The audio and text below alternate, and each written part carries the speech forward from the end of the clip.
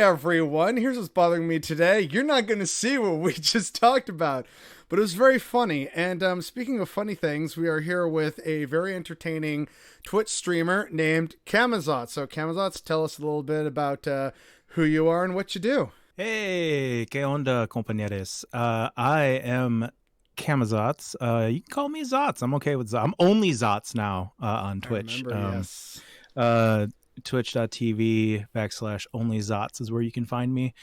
And yeah, I'm a Mexican content creator. I have a YouTube that's currently in the process of being retooled right now, so that's kind of like on the back end of things, but predominantly my main focus is what I do on Twitch, which has changed, I guess, kind of dramatically over the past 2 years that I've been doing this. Well, then I guess that's probably a good place to start. So why did you get started on Twitch rather than, say, YouTube or do a podcast or something?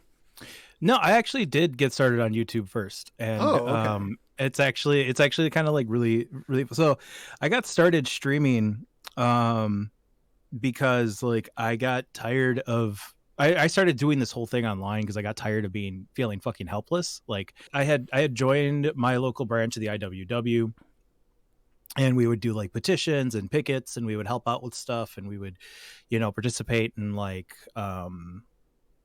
trying to, like union organizing, education, that sort of thing. But like, the on the ground action, just there was no fruit being born from it. Right. And at the time, like I was really into, quote unquote BreadTube, at the beginning. So listening to people like Bad Mouse and Non-Compete and Thought Slime and Contra, all the old OG stuff like 2 years ago, right when it was picking up. I was I started the OG BreadTube. Yeah, before everything started just getting way worse. And then I specifically remember a couple content creators, but specifically I remember EJ putting out a video. EJ of Non-Compete. EJ putting out a video talking about like the need for more like non-white voices like within this sphere, within the online thing. And I was like, fuck it, let's fucking go. Like I'll do it. Like I got shit that I need to fucking say. And I feel like there's there needs to be more radical voices like on here. Like there needs to be more people like speaking some shit, right? Because at the time there was like really like there were like Skylar Sabo had a channel, and the content she was putting out was like really fucking good, really broke down a lot of shit for me, and like yeah, and like so she was like really helpful with me like getting in touch with people, really connected as far as like getting like speaking to like EJ of Non-Compete, and then like helping me just kind of like hey, like just being a friend. It was really good. So as much as like her and I like don't talk as much anymore, I cannot say that she wasn't a good friend, and I mean, and that she wasn't like influential in me like getting started, like as far as like just being really supportive. And then yeah, like I initially came on and I was talking about like my first videos on YouTube was a 2-part on Jair Bolsonaro. Oh God.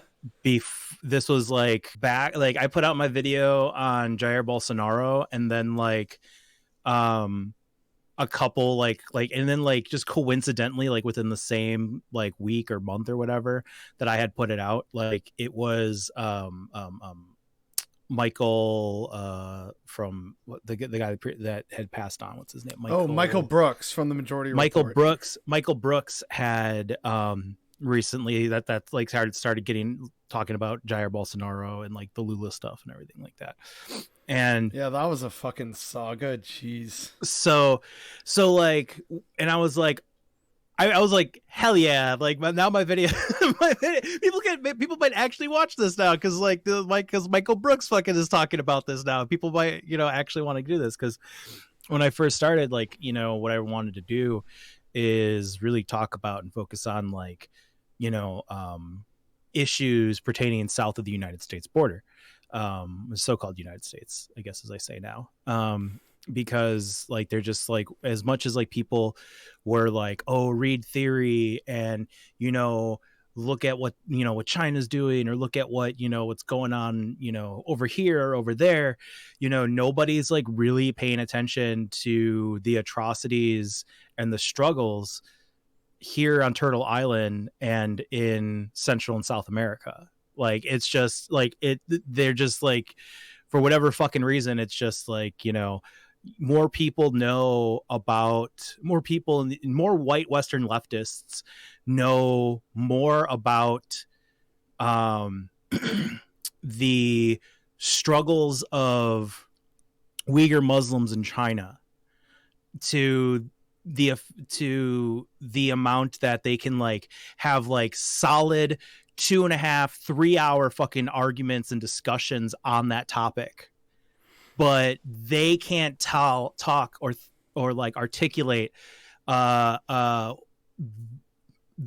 the diversity of indigenous people versus any of the other migrants seeking refugee status in the United States that are currently in ICE detention facilities, or know about that, right? They don't fucking they just don't understand that, right? Well, I think that that's in many ways partially deliberate on the part of the United States, because in what we call North America, which is basically Canada and the United States, the knowledge of, let's just say, Latin American peoples is very limited to what Americans experience the most, which is why you basically have Mexico, Cuba, and Puerto Rico. And that's basically it. Everything else is a flavor of Mexican or something, right? So Cuba is, the evil communist island off the coast. Puerto Rico is technically it's an American territory, but Latinos and they're just coming here and taking our jobs.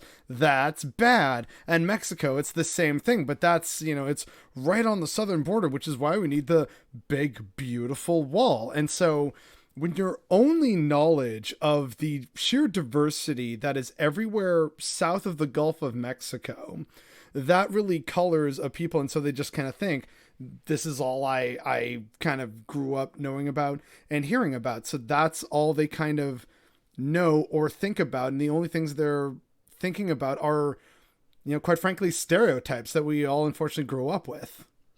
Mm-hmm.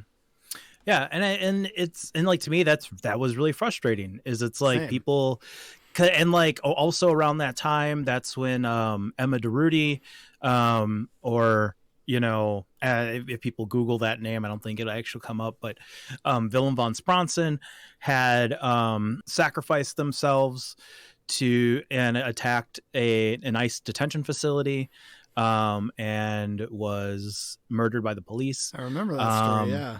And at around that time, there was two, I think at the time, bigger name BreadTubers that were talking about it. And one of them in their video ended up having to take down the video, and ended up getting a knock on their door from the NSA. And wow. Because in their video, which I thought was an amazing video, by the way, because I saw it the moment it came out, and I was like, wow, this is exactly the fucking energy we need right now. But it had called, in no uncertain terms, it had called for action against Donald Trump specifically. And you can't do that shit. So so unfortunately, and then that kind of fucked that person over royally, and into the future. So, but yeah, so for me, that was really fucking frustrating, because it was just I think at the time, if I remember correctly, I think at the time, like the serfs were like really, I think at the time it had happened. I think the serfs were like, this was like their first interview with Ben Burgess, and and like this was like before I had gotten to really know like what their brand was going to be, because I was really deluded when I first like got interacted. Like I thought like a lot of these people had, like a lot of the like content creators had, like, because they radicalized they like I was like a baby leftist, right? Like, because like I had, like I said, I had just joined the IWW. I was just getting acclimated into this, and I wouldn't have gotten that. I wouldn't have joined the IWW if it wasn't for Bad Mouse or other content creators talking about them. And so it's like these people radicalized. I shouldn't say radicalized, but these people like opened my mind up to doing this stuff, right? Doing the things that I'm doing right now. And so they were like an inspiration to you. Yeah. And so like when I started to interact with these people, I started to realize that like, oh, they're not like that.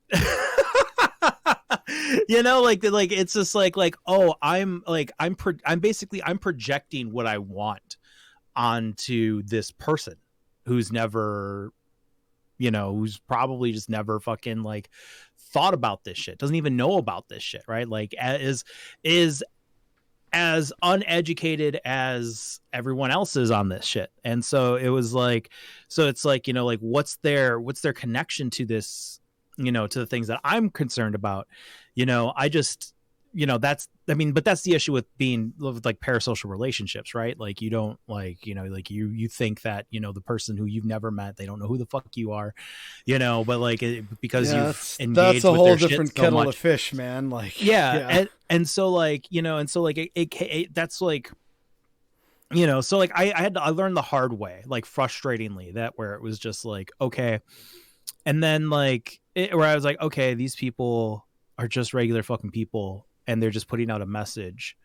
And like, I had to come to the I had to like basically come to I came to the understanding that I held now, where it's like, if like I might not agree with you, but I'm not going to stand in your way or like, I'm not going to obstruct what you're doing, because at the end of the day, we share the same goals. Right. Yeah, and so that's like, how I tend to view things as well. It's like I don't like or agree with everyone, but that's kind of how life and society are. You have to work with people that you may not fully agree with or understand. Even like it's unfortunately part of the struggle. And it's kind of weird. Like some of what you're saying is also very similar to my story. Like I kind of got my first real bit of audience after I did a parody of Beau of the Fifth Column, and he happened to like it and retweet it and put it on his YouTube community page. And then like the next day I have several hundred subscribers. I was like, oh, okay, all right, guess I'd better be a little more serious about this. And here we are now after like 3,000. But like I am also a like Latin American person. My dad is half I forget what the term is, like Afro Latino. So he's half Afro Latino and half indigenous Latino. So he basically gets it on both ends, unfortunately. And he managed to marry my white mother, which results in this. And still, like growing up, right, I was exposed to a lot of racism, not just for like my identity as a Latino, but also other perceptions of like other Latinos and race, especially towards my dad and other darker members of my family. So, when you're 10 years old and kind of jarringly finding out about race, it kind of colors your experiences and makes you realize things that then years later, when you can finally articulate and express it to people, a lot of people, even though they're nominally progressive or leftist or whatever, aren't very receptive to it because it feels like an attack or it's not something that they themselves have experienced. And so I feel like you're just kind of overreacting. It's like no, but Yeah. Yeah. it's, No, it's like and you like have to take that deep sign, like, because it's like tone policing, right? It's like, well, look, well, I would agree with you, but your tone is uncalled for. It's like, well, that's okay. So like the tone policing thing comes from fucking like from white people being like, because like the thing is, it's like we're always going to be the angry minority. Say it doesn't matter. It doesn't matter if you're like whatever you are. Like is if you are a marginalized person expressing your struggles, those with privilege are like you're challenging them. And it doesn't matter what their fucking ideology is. It doesn't matter how much they fucking agree with you. Like they're going to push back on it. it's kind of like I guess the way I've rationalized it before is a lot of the debate bro people I'm not really huge fans of. Like I saw a bit of their stuff and was like, yeah, it's not really for me. And the thing for me is like, even if I really disagree with them, they have like absolutely garbage takes. If they, at the end of the day, and this is a big if, but if at the end of the day, they are still pulling people away from the alt-right or getting people to pause and think and reevaluate things, it's like, that's a step in the right direction. But at the same time, it's like, but if when does that become like outweighed by all the other terribleness, But here's the thing though, when you are pulling those people over to the more, I'm not going to say to the left, but when you're pulling people from the right, like more left than what they are, right? And you're doing it in a way where they will like never be like harshly challenged, right? Where like you're putting them into like a safe space, right? And you're not challenging their privilege. Like you're not challenging them in a way that will lead them to truly understanding a non-white forward revolution, or like I'm not like big R in the streets, right? I'm talking about like a small R, like like movement of Black, Indigenous, and people of color, people of the LGBTQIA plus community, and disabled folks. Because like honestly, from any change anywhere has come from those who have their backs to the wall by the system. No, like the first Pride was a riot, and it was started by Marsha P. Johnson, a Black trans woman. So like, and so like so even if like we look, if we analyze this, right, like if we look at it at the historical reality of movements, like within our borders, any sort of substantial change comes from marginalized people speaking out. And then it is because of those actions that forces the state to finally fucking do something. And then after the state finally fucking does something, then do the people who were benefiting from the privilege of us being oppressed, then they finally are just like, okay, I guess this is fine now. And then they allow it. Yeah, that's not inaccurate. So then here you go, right? So then you have these people who are basically coddled. They're like, the system, recognize it, like they exist inside that space that we will never really truly get, right? And so like and then like you have people who say like, well, I move them more left, right? But then how? Like you're moving them more left by what? Making them like come to the conclusion that, you know what? I'm going to let you think the N-word, but listen to me when I say don't say it out loud. Okay. Right, like, and then and like, but, and like, like you might make, you could get a little spicy with it. Maybe, maybe a little, maybe a little watermelon joke slip here or there, or a little taco vendor joke slip here and there. But, hey, understand though that, all people are important. Okay. And then, and like, they're not really being challenged on these things, they're not really being like, and if they are challenged, like it's also challenging a lot of the times a white man or a cis, it always challenges like a cis white dude on, and like, what are they going to do, right, when their position is to be a take haver, and like their takes have set a foundation of, I'm going to talk to the right, or those who are far deep in the alt-right territory. I'm going to talk to those people, and I'm going to create a leftist environment that they are comfortable in. And if I bring on, or if I start to interact with people that are going to challenge the space that I created for them, that makes me look bad. And I have to defend my position, and I have to defend my takes against the person who is telling me, why these things are bad. Okay, so I'm actually kind of glad you bring this up, because this is something that I know I and other people have talked about at length at this point, which is that, generally speaking, the white left, if you want to call it that, definitely has a problem where, when it comes to trying to respect and give equal time to marginalized voices, there's conflict there.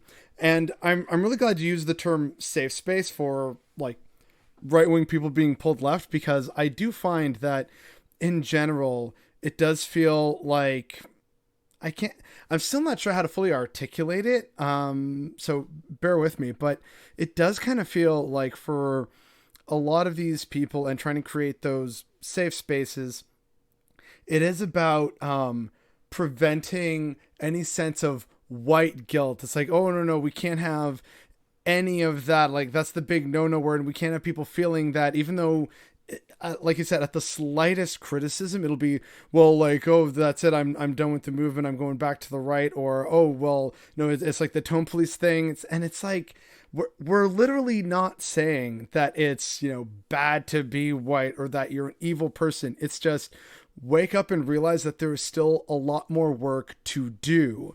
I have not always been where I am now, right? Like, I remember being a shitty 16-year-old, but I grew. But in order to grow, I had to be open to receiving that criticism and being willing to learn. And also, thankfully, having, unfortunately, very patient people in my life to help me get over that. Because unfortunately, a lot of my teachers in this respect were women who unfortunately are very much used to having to coddle men to make them feel good or safe, as you say, to get them to kind of move somewhere. And it wasn't until like years later and just talking more about this stuff with people that I finally kind of realized that in retrospect.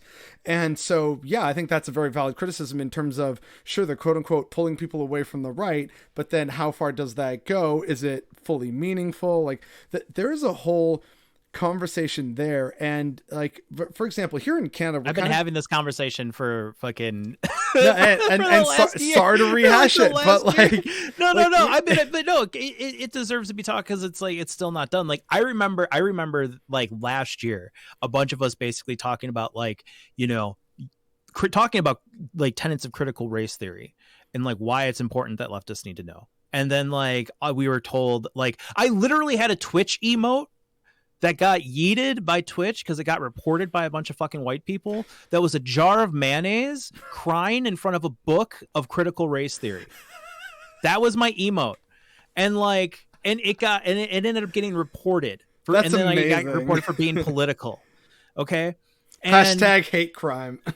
Yeah. And like, so it's just like, and now those same people that I made that emote to basically represent are like having panel discussions and shit on like, like should critical, like what's like, maybe critical race theory is actually good. And like, maybe this shit. And that's just because, that's the narrative that they have to fucking fight now. So it's like, last year you were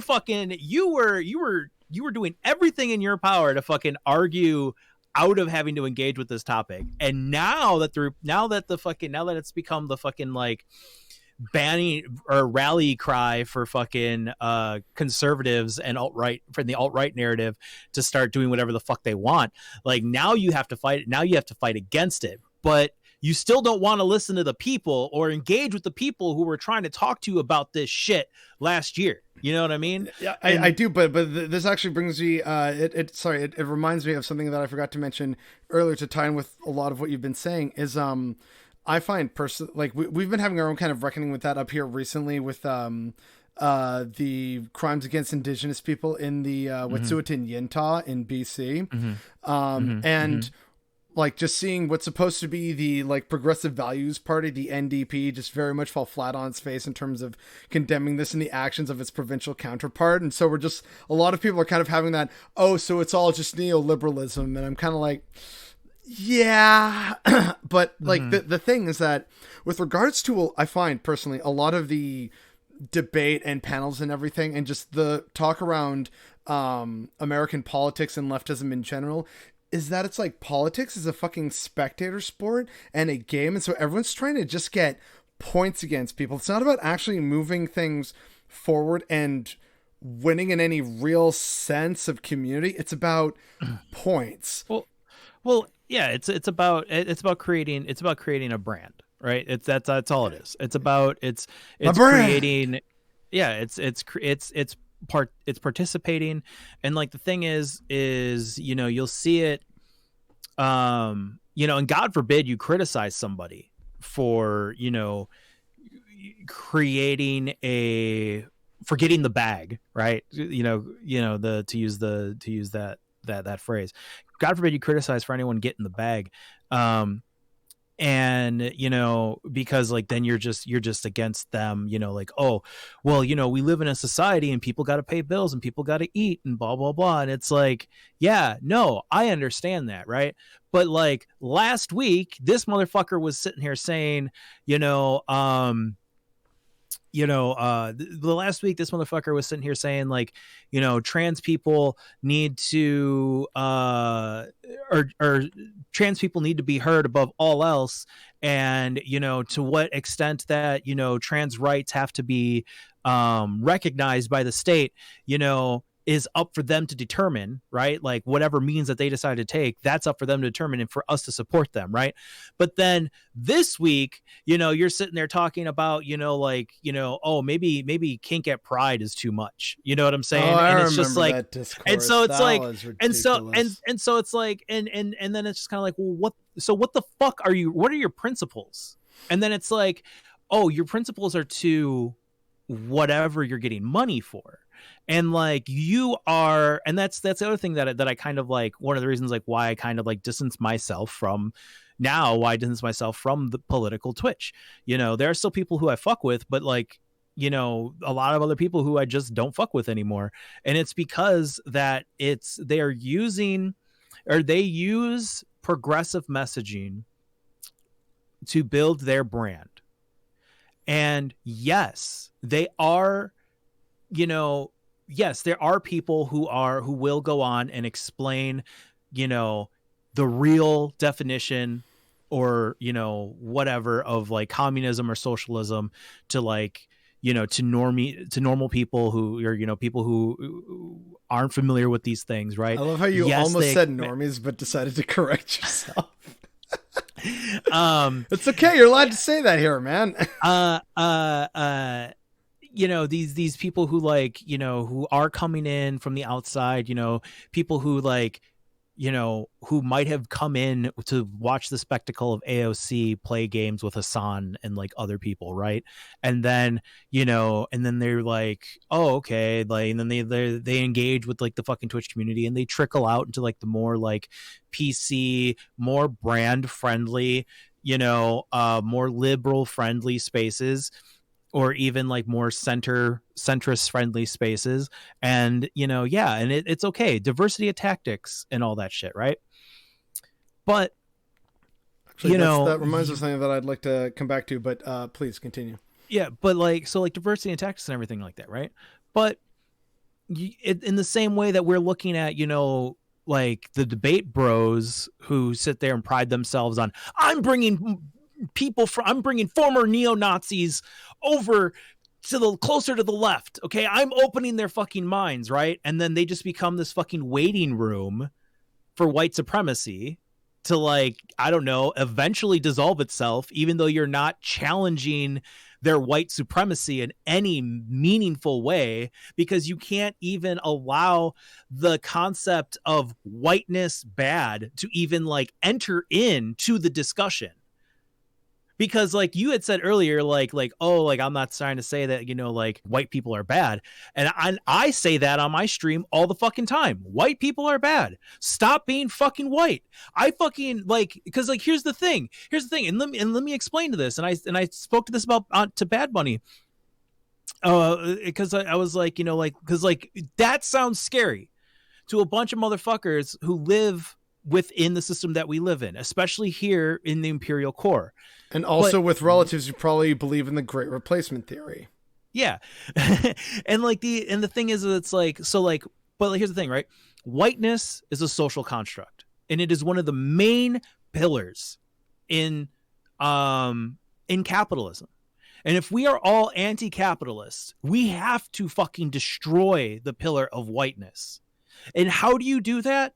By telling people to stop engaging as white. There's no Whiteistan. There's no Whitelandia. You can't spin a globe and stop it and show me anywhere the origin of white. Like, where does that come from? Right? Oh, well, I can like, tell you, I love my history. Well, yeah. But I mean, like, that's the thing, though. It's like we all, like, those of us who do know where it comes from, we understand that it became a way for, you know,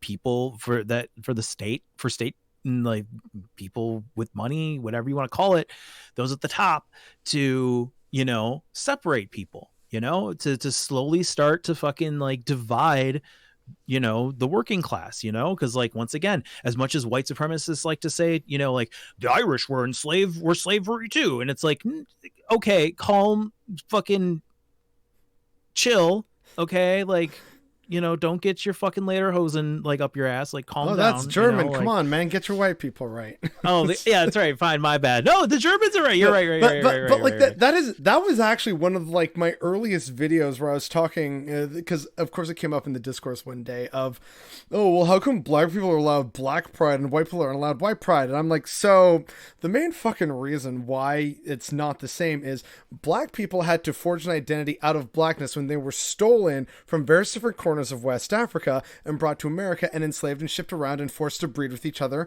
And so that's why you have like black pride, because they don't know really what their tribe is. Meanwhile, in America, you can totally celebrate your Polish, Italian, German, Irish, Dutch, French, Spanish, etc. fucking heritage. And for a long time, people from Southern Europe, like Italians, Spaniards, Portuguese, etc., were not considered white. It was only until other newer immigrant groups started showing up, and when we had to start putting fucking head taxes on Chinese people immigrating of, whoa, it's like replacement there. Okay, you know what? Fine. These people, I know they're like, they're not, you know, as white as the rest of us from Northern Europe, but like Europe still. So yeah, you're all white, right? The early history of Canada is, okay, so this is where like you have the English on top, followed by the Scottish, because that was the Union of Great Britain. And then you had the Irish, but you know, you also conquered like the French part of North America, which is now Quebec. But like, you know, that's okay, sure, they're weird, they're French and they're Catholic, but still white, you know, still civilized. And so over time, right, the idea of whiteness came to be about the main European core that had been migrating over here, because it was, hey, we now need to create an established identity, you know, of us versus them being indigenous people, black people, other nations in the Americas. And it's like, that's why white pride is so fucking offensive, but black pride isn't, because they come from different places. Okay, so you understand all that. You get all that. Yeah, so, dude, I'm not white. Fuck whiteness. You know, so yeah, I'm mad when people can sit there and try to say that they're, you know, like that, like, yeah, like, no, like, you know, like you're racist you're racist towards me because I'm white. You don't like me because I'm white. I don't like your whiteness. I don't like your white identity. your white identity can go fuck itself. Like, you are so like, and then because it's If like, I and had it's just like, pearls, I'd clutch them as a liberal. Like, geez, yeah, like dropping it's too many like spicy takes here. it's like fuck, like fuck your white identity, because like, here's the thing, right? Like, if you are able to trace your family's roots to whatever respective European country that they come from, right? And you were able to engage with the history of your heritage, of your people, right? That was robbed from you because you became part of the blob of white that stripped you of your identity, that stripped you of your who you were as a person, right? Even the fucking myth, right, of, or whatever, the urban legend or whatever, if I don't even know if it's true or not, but like the thing where it's like people came over and were like brought through Ellis Island, and if your name wasn't able to be said in English easily, you it'd be like, oh, you're Jorgensen, no, I can't say Jorgensen, you're Johnson now, and then move you on, right? I It's have just no like idea. like white people, like that's a story that I remember hearing about, like like Ellis Island shit, like people coming in, like being immigrated. And so it's like white people can hear that shit, and people who identify as white, they can hear that shit, and they don't see that as a travesty. They don't see that as an erasure of the people who sacrificed, or like were running away from something, we're running away from poverty, we're running away from something to come to the United States to risk that fucking thing, right? They can't piece that to fucking together, that they were literally pushed through a system that was robbing them of their identity, and then like when they got over here and they tried to express their identity, try to cook their own food, fucking celebrate their holidays, all this shit, those weren't American, whatever those weren't part of that my good old US of A, so it's like, okay, now how do we whitewash these people? What do we do, right? Okay, well, we have freed blacks, so now we have to, so we'll start giving these people better pay so that they can start differentiating themselves from the black and Latinos and like all these other people that are coming who are a little bit darker than they are, and we'll still treat them a certain way. Now, mind you, I will say, the people who still like when you look at like more contemporary times, like as we get closer, look at the white races that are still like, I shouldn't say white races. Look at the European races that are still treated like shit, both overseas and within the northern borders. We're talking about, Slavic, like Eastern European, peoples and Romani peoples, right? Oh, dude, like, I worked with a guy like back in the day. He was from Northern England. We're all working in the like aviation industry, I guess is the proper term for it. And he was talking like very almost romantically about this motorcycle ride he and his wife did through Pakistan, and they just fell in love. And so when he came back to Britain, he had this newfound like respect for the Pakistani people. His quote that came to mind was, "I've got no problem with Moses, mate."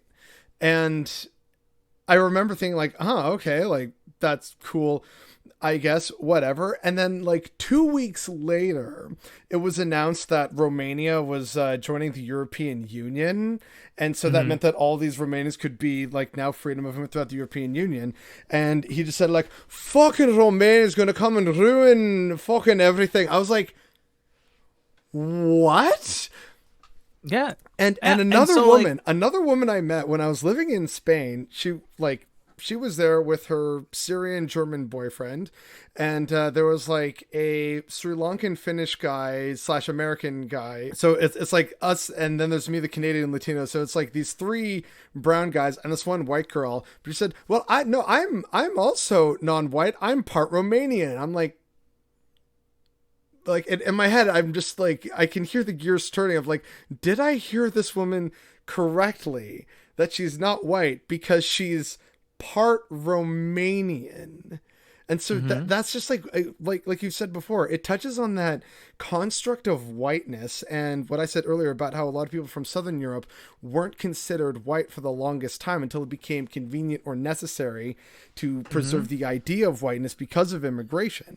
And so yeah, it's like even today in Europe, it's like here's this guy who's like, oh no, like, you know, Muslims and various immigrants, like, that's perfectly fine. But Romanians, no, they're gonna ruin the country. And other people saying, yeah, no, I'm not white, I'm part Romanian. It's like, so having met a bunch of Romanians in my life, most of y'all are very white. Like, it absolutely is, like you say, it's a social construct, and it is so weird and destructive. Like, why set up those arbitrary boundaries, especially in what is Europe? Like, there's this whole idea of like, oh, the East, it's Slavic and very backwards. I'm like, so there's like a whole bunch of historic reasons and stuff, but like, it just seems so arbitrary and silly. At the end of the day, I know it comes down to power dynamics, right? Like, that's why,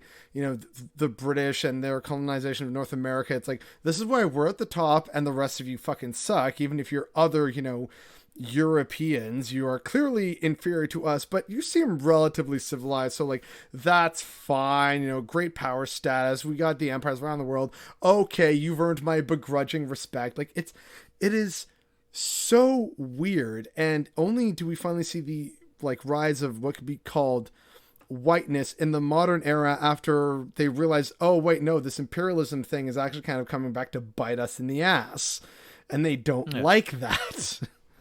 But the thing is, it's just like, so like the white identity, right? This fucking virus that was created, this virulent identity that was created here and like really built upon within the so-called United States has now spread over to Western Europe and has spread to other places, you know, and that's where you start seeing more people who are like, you know, becoming like white supremacists, like specifically comparing themselves, you know, to like this great West, you know, that's where Western chauvinism is, right? That's why Western chauvinism has become a dog whistle for white supremacy, because it's basically the same fucking shit, right? I'm also getting the same vibe with toxic masculinity, where there's people who are like, it's toxic masculinity that built the West. I'm like, no. What? Yeah, it all falls into the same thing. But like, you know, and once again, patriarchy plays all into it. Like but that's my point, right? So it's just like, so going back to like initially what I was saying, where, you know, you're bringing these people over, but you're not challenging them on their white supremacy. You're not actually challenging them on their white supremacy, because like a majority of the people that are toting themselves as like spreading the leftist message, like they're this fucking great like oracle or messiah of fucking communism or whatever the fuck it is, or, you know, whatever anti-capitalism means to them. And, you know, how us marginalized people, we need to be so grateful that they're able to pull in these numbers and get the recognition that they have, because, you know, they're really doing the work, you know.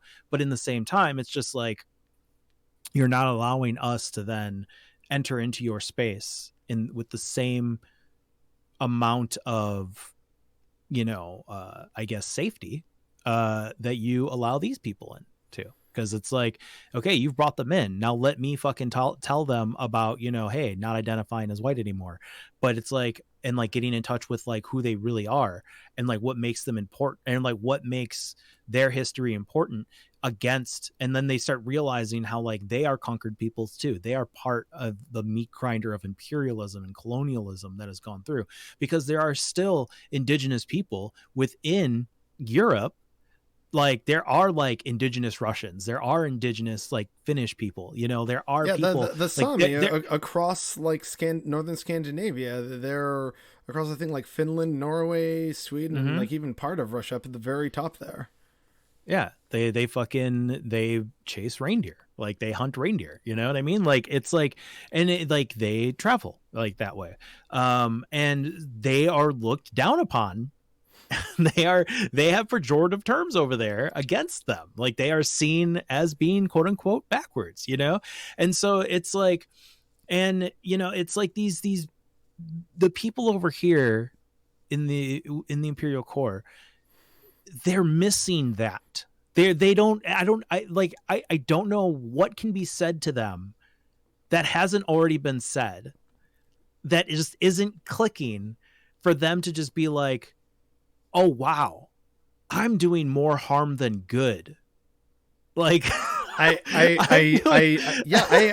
don't know. Which I mean, like if I can use that as a pivot, like there's plenty more things I'd love to ask you and like get your thoughts on, and also just find out, like if that's okay, because like again, I don't know what to say to these people sometimes. Like I get comments on YouTube or in replies on Twitter, and it's like, where do we even begin? Like, I don't know. Like it's like, I can't, like, I don't even know. I mean, that's one of the reasons why, like, I kind of gave up, I guess, like, to kind of pull it back into like my, me, like my progression through this, leftist content creation nonsense.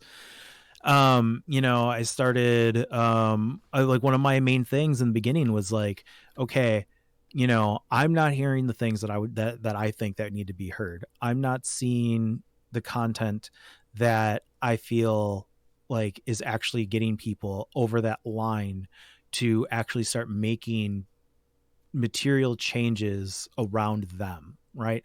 There's like, so like in the IWW, right, we say, there's if we're unionizing a place, we use the thing of AEIOU, right? So agitate, inoculate, agitate, educate, inoculate, organize, unionize, right? So it's so like it's really easy. So people, for the most part, realizing imbalances and in the system and unjust hierarchies and all these things, right? You've discovered the purpose of my channel. I'm just venting about stuff that bothers me. So it's like, so people are agitated, okay, right? And then education, right? So education is then like, well, you're upset and you're mad because you're alienated from your labor. You're upset and agitated because you realize like all these things, and here is why, right?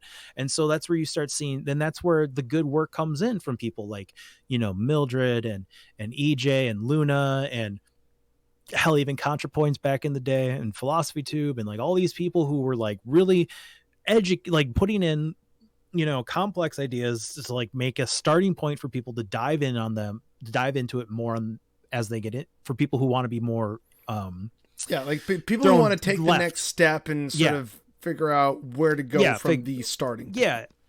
Okay. And then and so it's just like, okay, but then like, how do we get, but then it stops there. And then you just have a bunch of people who are feeling helpless and burnt out, and like there was no direction and everything like that. So one of the things that I started doing is I started to do live streams and stuff, because this was around the time where like you started seeing like the worldwide strikes for the worldwide environmentalist strikes, the right? climate strikes, the climate strikes and everything, and like school walkouts as well, like the thing that Greta Thunberg started.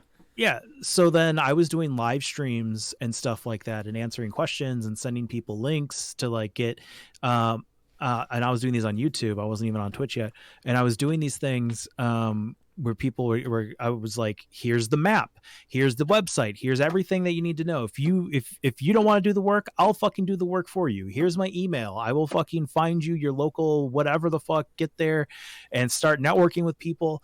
Get out there, go there, fucking, what? Doing the real work of a comrade. This is a really weird time that I don't want to see the left let fall through their fingers, because there's no, whatever. Like, I don't want this. And it ended up doing that, right? Like, it ended up being like a flash in the pan. I mean, it ended up being fucking co-op, you know what I mean? Like, obviously, whatever, we knew that was going to happen, so, but I mean, like, still, it got, my main intent was to like get people at least out there to see what a fucking protest looks like, you know, because like once again the Floyd rebellion had started yet, you know, so this was like the first thing for like people to actually like get involved, go take part in a march, go fucking, you know, meet up with like the local organizations that will hopefully be there, you know, like, you know, just interact with it. Like this is these are worldwide protests. Get in it, you know. And then that ended up getting me through the help of Skylar, getting me on to talk up to EJ and Luna, which was really funny because like, so like for like the first year and a half or so that I was doing my channel, I was masked up. I never showed my face. I wore a bandana. I wore a luchador mask. I remember seeing like a clip of that. Yeah. For the longest time, you know, that's what I went to go grab earlier. I wore this bat mask because Camazotz is part of the mythology, or is part of Mayan mythology. So like this a lot of my stuff was done behind this mask until I finally like took it off. So actually, why the name Camazotz? Because like, isn't that the Mayan bat god of death or something like that? Yeah. So like, when I was trying to figure out like my channel, like what I wanted to do, I had an artist friend here in the city, and who I'd known since high school, and I loved his work. I absolutely fucking adored his work. Like it was like really, I love the way he drew shit. Very like visceral, like he designed my logo, like the bat logo. It's a good logo that I have.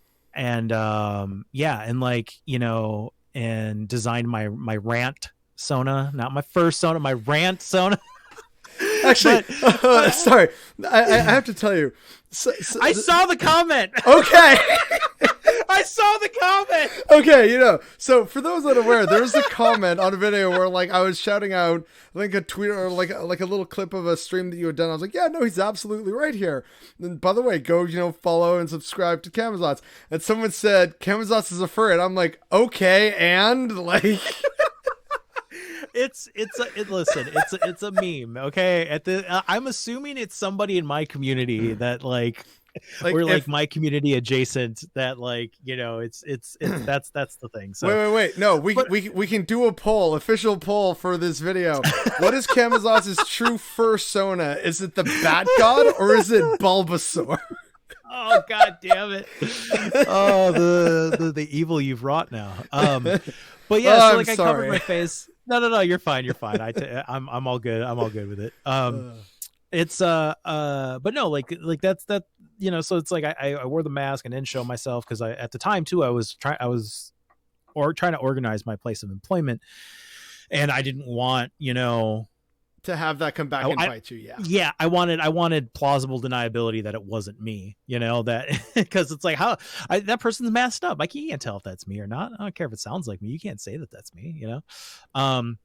And then like once the real world stuff kind of like died down and like things didn't work out as much, I was just like, and then like around the time too, I was getting, I mean, I'm radical enough. Like, obviously, like I'm sitting here talking about, you know, I have no qualms with saying like destroy the United States empire. You know, I don't have qualms with saying,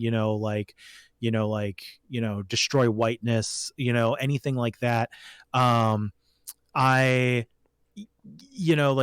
These things already lend me to not being friendly onto other content creators' platforms. Like, a lot of people, when I would talk, like I was like, I felt like the moped, right? Fun to ride, but nobody wanted to admit that they would, you know, nobody wanted to be seen riding me, you know. Nobody, like there's a sex joke in there, so this video is totally getting demonetized.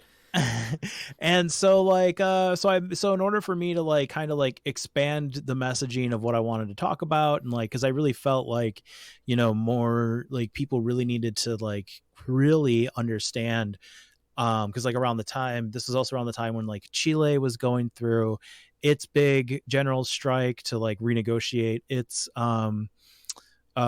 constitution, and like, you know, I just they were call having that a their riots and revolution. stuff Like what that happened in Chile was basically a revolution.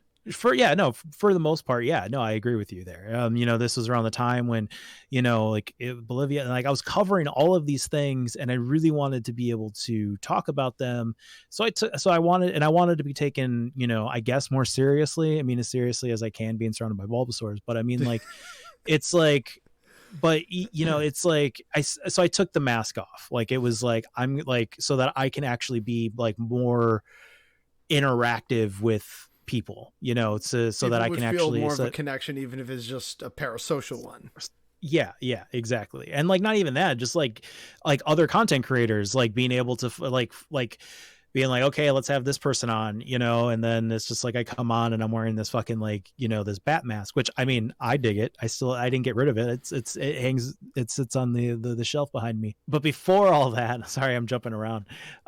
This is kind of funny, and then we can like totally like get off the origin story. One of the funny things is so you had initially asked me, we started talking about Twitch, right? So I put out a video. I put out my big video, like my first like really big video essay, because the Bolsonaro 2-parter was, it was fine, it was good. And then I did another video on how to make agitprop and like all these other things. And then I put out a video on the EZLN, like the formation of the EZLN and the Zapatistas and stuff like that, basically covering everything from the Mexican Revolution, and then like kind of what led to, the formation of the Chiapas territory currently and stuff like that. And I put that video out, and then I got eyeballed. And then also around that time, I was doing this show on YouTube called Unidos, where I would bring on different marginalized people, and we would basically have like a discussion on bridging gaps in our intersectionality, like, and figuring out, because like, like you had mentioned earlier about like, you talked about colorism, like with your father and stuff like that, right? So it's like, and which is like a huge thing, like, machismo, colorism, racism, all that stuff is very as much prominent as it's over here in the so-called United States and Canada. It's also prevalent down south, like all over the Americas, north and south. Like it's fucking everywhere. That was imported by their European masters. Like, exactly. I could honestly like rant about Latin America and its problems and why they're ultimately the fault of Europeans for like hours. But I don't think we have the time for that. Another time we can just get together. Spent the last year and a half doing that. But like we talked about it, and I had I met some really awesome people that were like really, I made some great connections. People like Deadman Animations. Like I would have loved to have known about that earlier. Like, Jesus. It's like one of those things where I actually dropped it because like it was just really hard to kind of like get to maintain a constant cast of people to like be on it. And like, I kind of think I'm just like, I'm pretty sure like I could probably do it again now and have a constant cast of people. But at the same time, like, I got so much on my plate right now that I'm trying to juggle that, like trying to do that as well, trying to start that up again.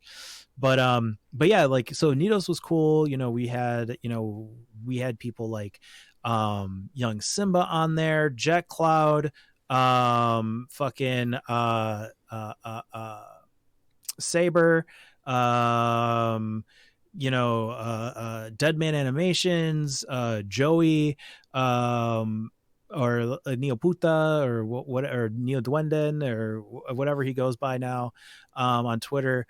Different, every, like, basically any, like, everyone, like, people who we had disabled comrades on there. Like, it was just like all these things, and the discussions we would have, like Silver Spook, Leah Kai, like all these different people who currently, like, they're not necessarily big content creators, but they were talking, like, the discussions we would have would be on like legit shit, like, and like basically talking about like how we can like how do we carry on a conversation with each other, and what's the space that we create with each other, because we are not being listened to by our white contemporaries, like our white counterparts. Like, so it's like, so it's like, so they're not going to get out of our way. How are we going to work together to push them out of our way and make them, walk with us or get behind us, sort of thing. Because we have to, because there are gaps of intersection. There are gaps within the intersectionality where people like, where prejudices just always are going to be there. How do we work through them,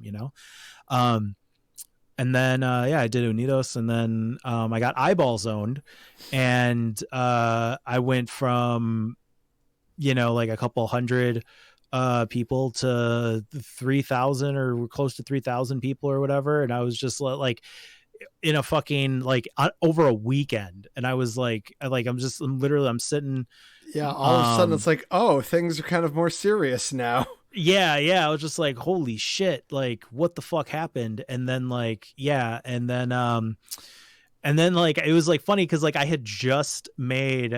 just started doing things on Twitch, so it's like I abandoned the YouTube and like it's like, thanks for the eyeballs, bye. And I just like went to Twitch because Lance was just like, like, hey, like Twitch is open, like you probably have a better time like coming over to Twitch, and whatever, blah blah blah, and like getting raided into and stuff like that. So like I was able to like still like, with my connections with EJ and a bunch of other people, like Mildred and just like Lottie Blakes, like all these other people like on there that I ended up making friends with. I was able to like slowly like start like getting people to like pay attention and listen to politics and news that was happening throughout, the Americas, and that was, for me, it was like, okay, this is cool, and then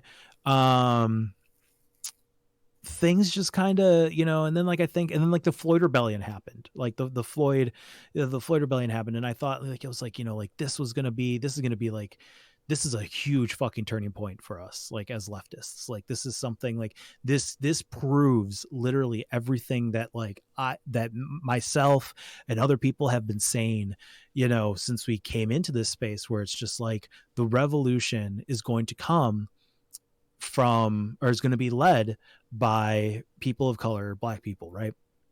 And it was, and like, like shit hit the fan, and like things were going out there, and like, you saw the formation of autonomous zones, not necessarily the Chaz Chop thing or whatever. There was also the occupation of Floyd Square in Minnesota that fucking stayed for a really long time. Like I think the Floyd Square zone or whatever was literally just finally taken down like last, or like at the beginning of this year or something like that.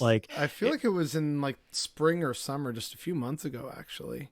Yeah, it was like, and so it's like, and I'm not to say that it was like necessarily like an autonomous zone, but they weren't allowing, like they were literally like, they were just like, their slogan was just like, no justice, no street. Like they occupied that whole fucking territory where George Floyd was murdered, and they weren't giving that shit up, as much as like the city was trying to do whatever it was.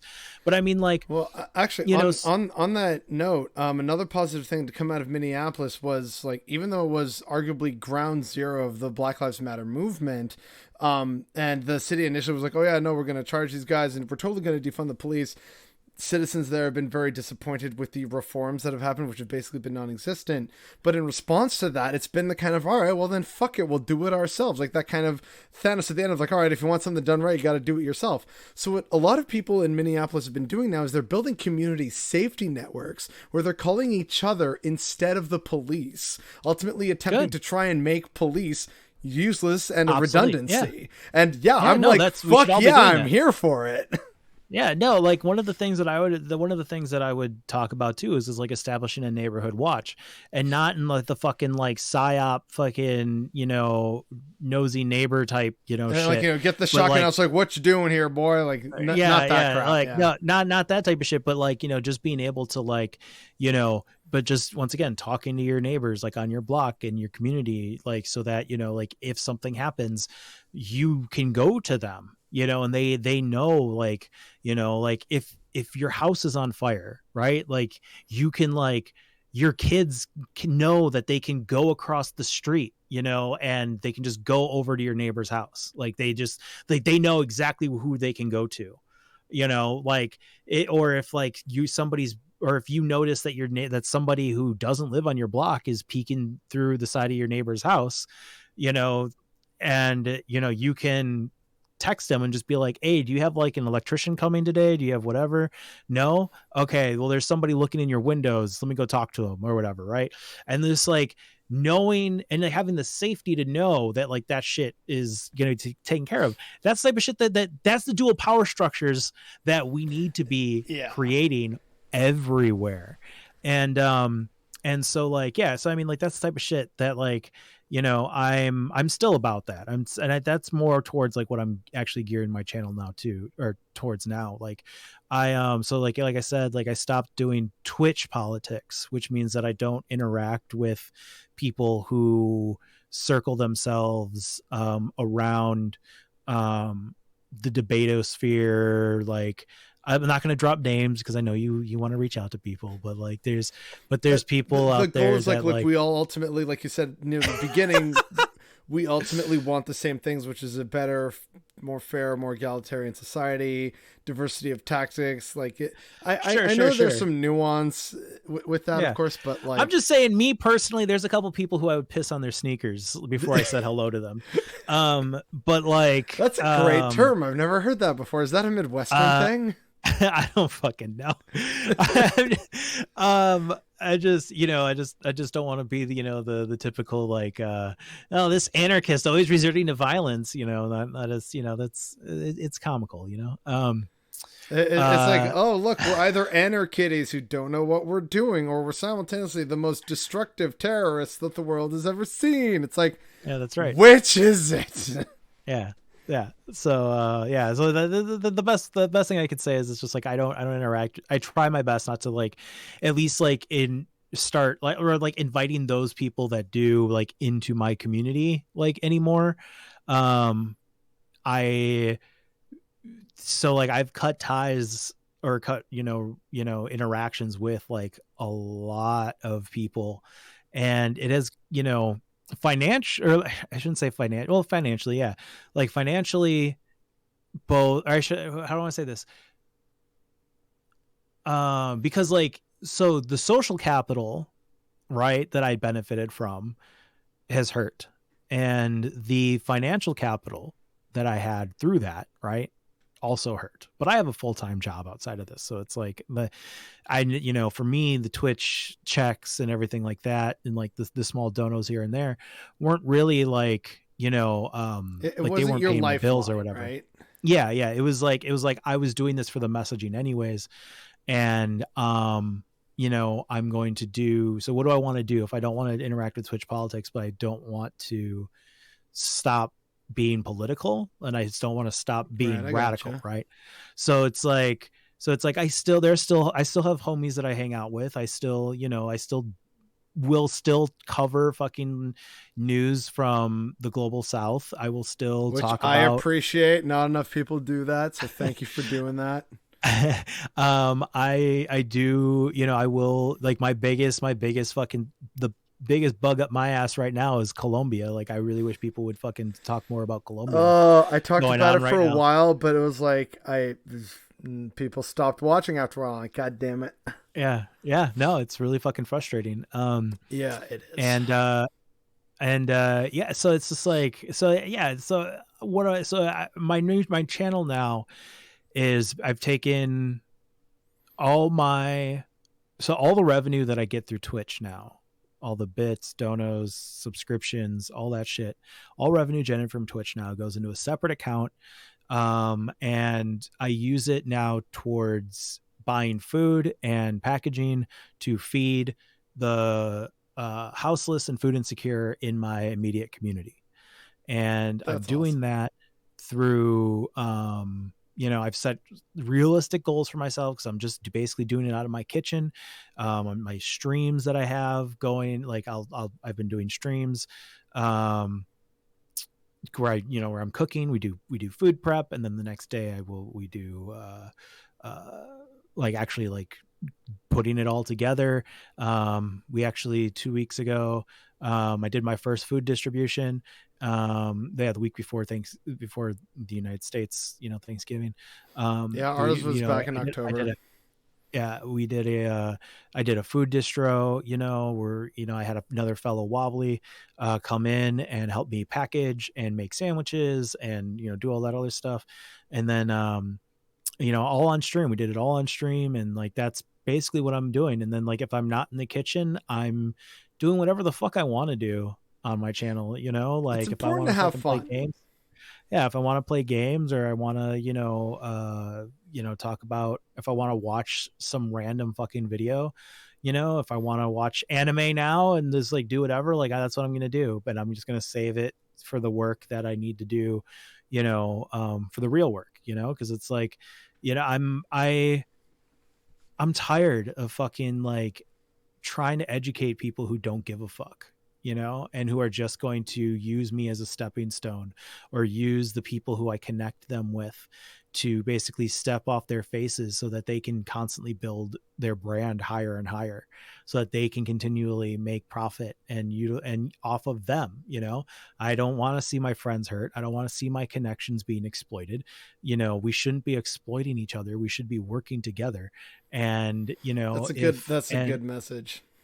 And and so the more people that I see like burned by political Twitch streamers, I just don't, that's not the look that I want. I don't want to be like, yes, absolutely, go do work with this person, and then watch them be like, oh, you had to delete your, or you had to fucking basically delete your whole fucking Twitter account, or you had to like nuke that, or like just not, or you had to create a whole new one, and to just not whatever. I'm so sorry. I did not expect that to happen for you. That was not my intent. Or, like, oh, you're being brigaded by fucking chuds because you went on this thing and this person doesn't give a shit about you anymore now that they heard your opinion. I'm so sorry. Like, you know what I mean? I'm tired. I was tired of fucking saying sorry to people, or I was tired of saying I fucking told you so, and it was just like, and that's should not be what any of us are about, coming on here talking about socialist politics, or whatever it is, anti-capitalist politics, or anything like that. We should be focusing our attention on having some sort of unified message. We should be focusing our attention on actually trying to get shit ready for the inevitable climate catastrophes that are happening around us. And like, we should be fucking figuring out like what like what's going to be what's going to be our propaganda of the deed, like, not to be fucking, this is like a lot of the work that I'm doing in the background when I'm not online or at my actual job. But a lot of it revolves around food security and networking.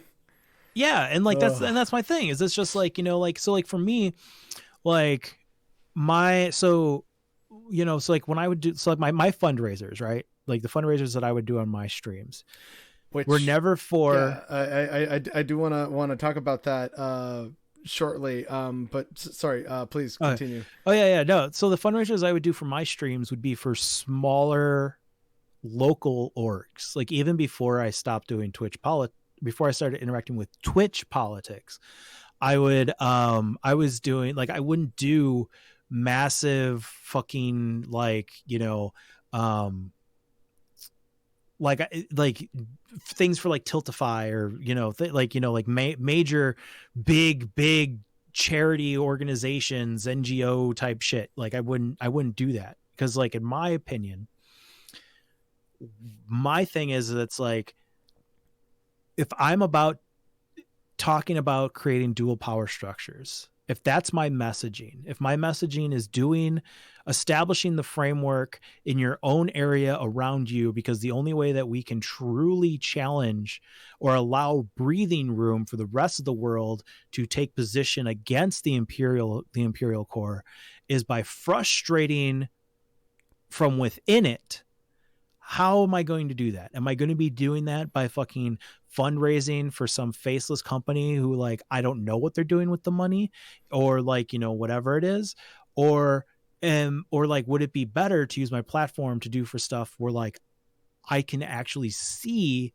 real tangible things happening in my community and start bringing attention to the more jaded offline activists who don't see the potential in online activism or online action, because they think that everybody online is a bunch of fucking larpers, or they're just they think that it's just a bunch of kids who are armchair misguided. leftists is the term. Yeah, like that type of shit. So it's like, and you know, and it was like, no, I want to bridge the gap between online offline spaces. I want to, you know, fix my area. I want to help create those structures. I want to help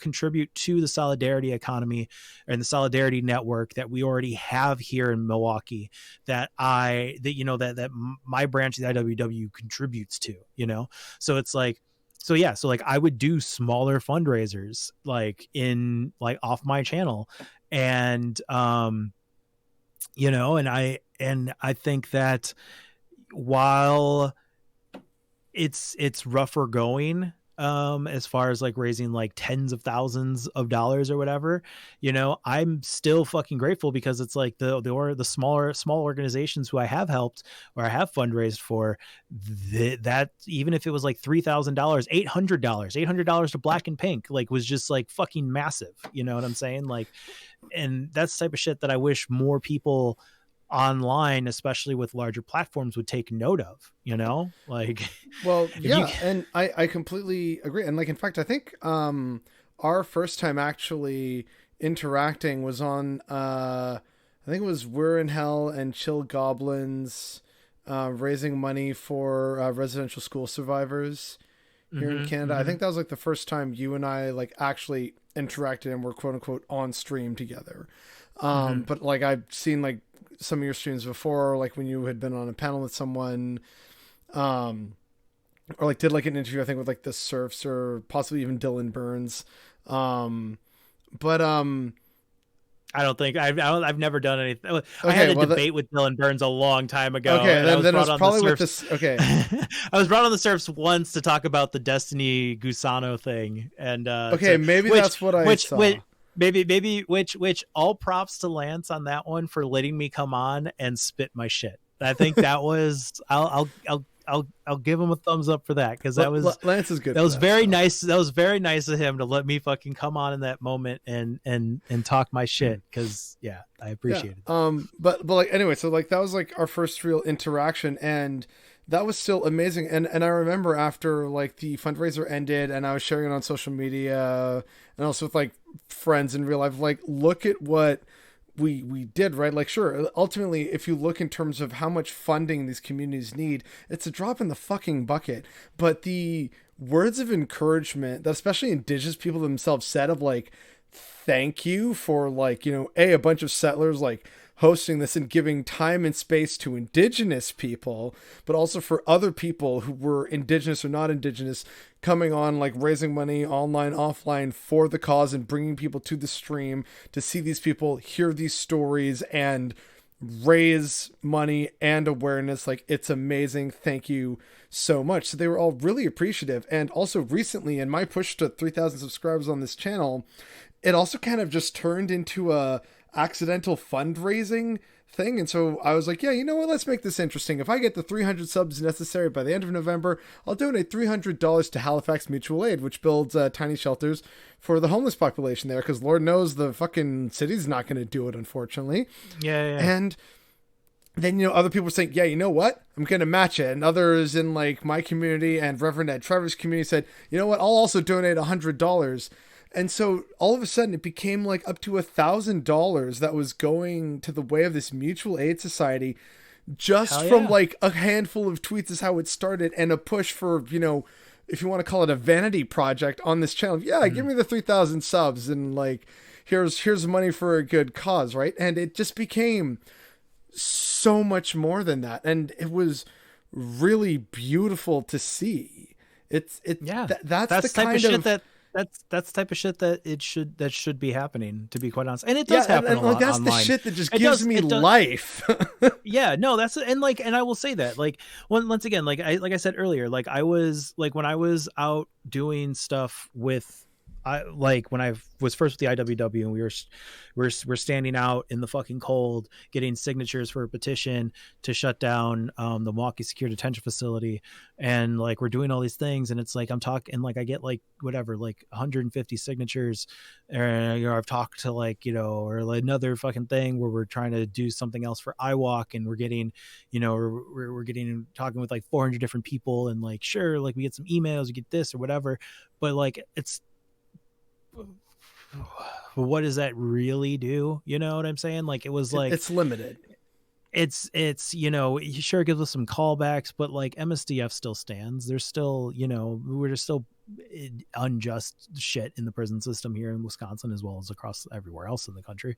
But I mean, like, it was just like, it wasn't, and I'm not saying like I'm not looking for instant gratification. It was just like one of those things where it was just like, what is this doing? Like what is, like, what, how are we, like, what's this email list actually doing? Like, how are we, No, I understand. I sympathize, because there was an article I remember reading like a couple of years ago now, before I started doing any of this stuff. And it really hit on something that I remember feeling after certain protests and actions in the past, but I couldn't articulate until finally I read this article. And this article was talking about how, what is that feeling when after a protest, but you feel like nothing's happened except that a bunch of people got some kind of ego satisfaction of, well, you see, I'm doing my part and showing that I don't stand for it, but there's no meaningful action or ways of changing it past that. And it was like a form of like virtue signaling or something of just, no, see, look, we're out here and I'm showing my moral superiority because, see, don't you know that I care? It's like, cool, but like, what are you doing to meaningfully address that moving forward? Like, what are you doing to improve whatever it is, gender equality, accessibility, public transit, the greenification of cities, reducing homelessness, poverty. Like, instead of just showing up to a march and marching around being like, yeah, I don't stand for this. Okay, what have you done with that and with that energy moving forward? And like, there have been other protests where it's like, hey, like, I want you to talk to like the person next to you. If you don't know them, introduce yourself to them. And I want you to like, make some meals together or start a veggie patch together, like whatever it was just like a little start of something to take that energy of people like, I'm here and I'm mad, what do I do about it? It's like, you can do these things, talk to these people, support these businesses, go and do these things. And it's like, yeah, as opposed to like, aren't we all mad? Yeah, great. And like, I'll admit I'm kind of guilty of this on my channel, where I just rant about what's pissing me off and don't always offer solutions. Sometimes I do. It's kind of just like me venting.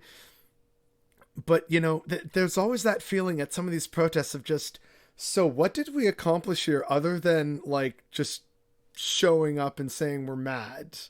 Like, well, yeah. And like, and that's the other thing too, is it's just like, in my opinion, good protest forces non-participants to pay attention. So, and that's not like on the news or whatever. That's like the immediate people, like the people who's the community that's it's affecting, right? So that's one of the shutting down highways is very effective, But unfortunately, the state has now said, oh, you know what? You can totally run over those protesters. It's like, yeah, what the fuck? Yeah, that's it's once again, that comes down to like a whole thing with, no matter what, because the state has a monopoly on violence, they can determine what is and what isn't violent. And that's a whole deeper thing. But I'm just saying, know, like again, we could talk about stuff like this till like the end of the world.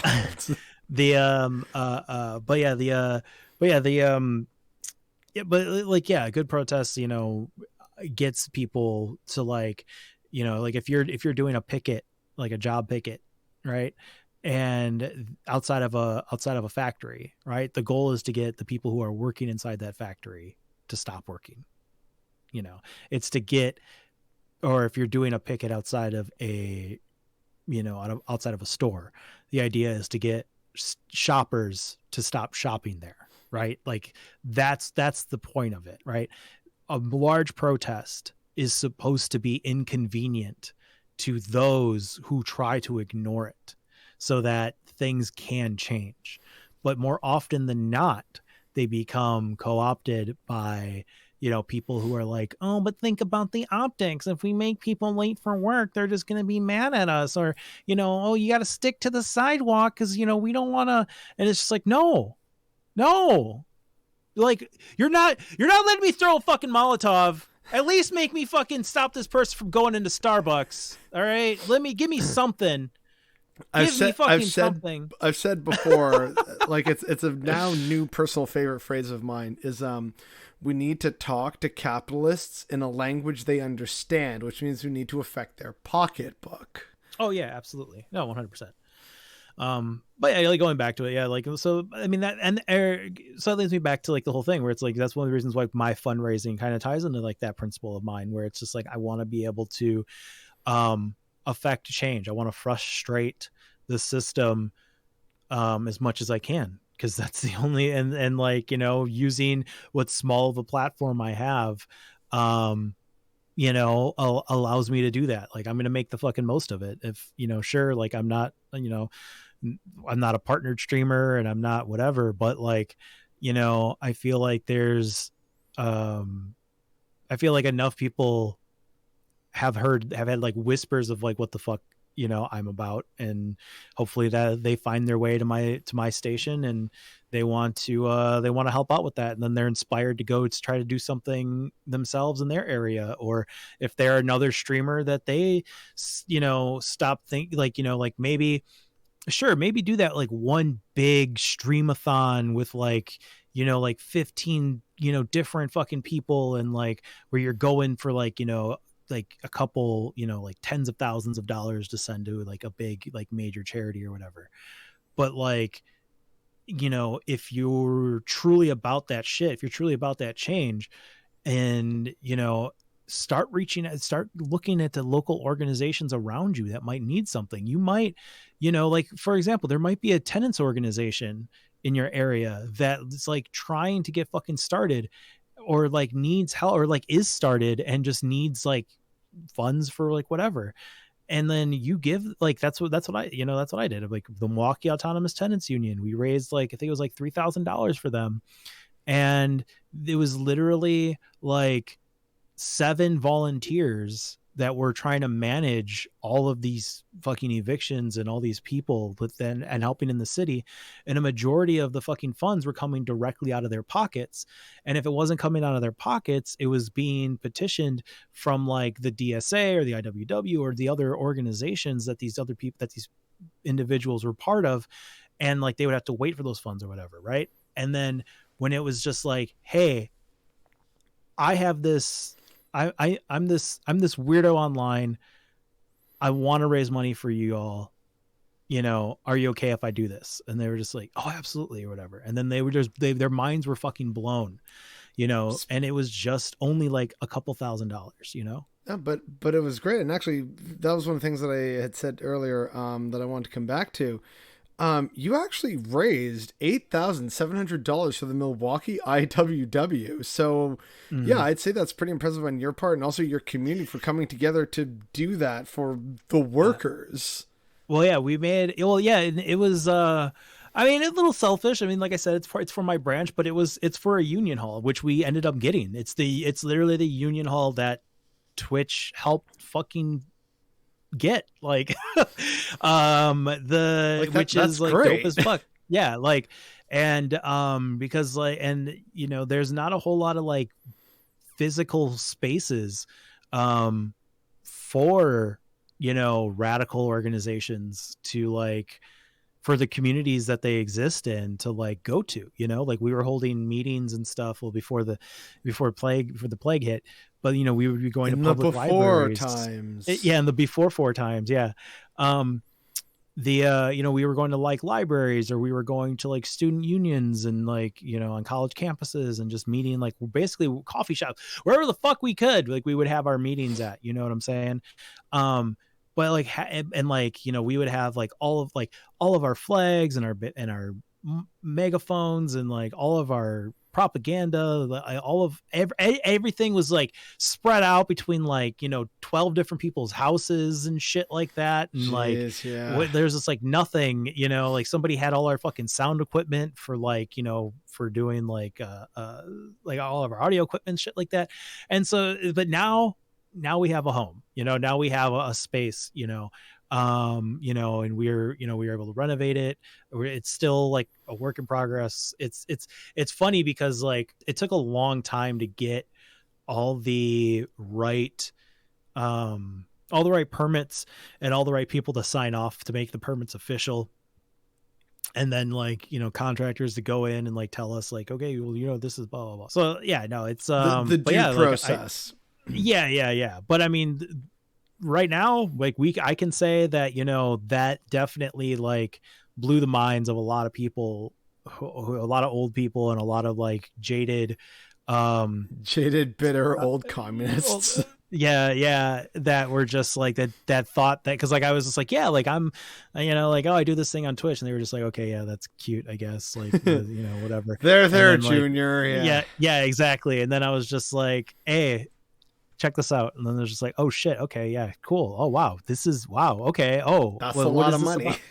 Yeah, like, oh, what is this? So this is actually something that we could do now. And it's like, yeah, so and like, and I like, and everybody that helped me with it, all my friends that came on and helped keep me awake and cognizant and and keep everything entertaining so we could do all that shit. That's always important when you're doing a long stream like that. Not that I'm speaking from experience. Yeah, it's it's definitely, and like nothing I've done, honestly, like nothing I've done and nothing I currently do is ever by myself. Like it's like I said, like even from the start, like I would not, like without the support of like angry individuals in my chat finding me and just being like, yeah, you're saying the shit that needs to be fucking said, and it's just like, I will not rest until like somebody bigger than you fucking hears you. And I'm just like, your community also part of my community? Because I get a lot of that too.